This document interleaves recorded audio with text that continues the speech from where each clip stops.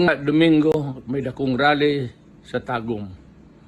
May tungod kani sa protesta sa Pilipino sa pagpadagan sa atong nasod. Idugang nga sa rason ng gobernador ngadto nga nihatag og permit nga magrally ta katawan mo protesta the right to peaceably assemble for redress of grievance is a very constitutional right. Ibot siya.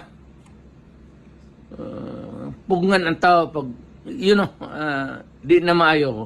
Padung na ta dito sa atong ikadlukan ni ato sa amahan. Daghang salamat. Ugma Domingo, may dakong rally sa Tagum.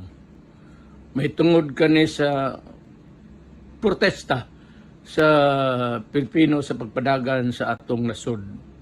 Idugang nga sa rason ng gobernador ngadto nga nihatag og permit nga magrally ta katawan mo protesta the right to peaceably assemble for redress of grievance is a very constitutional right.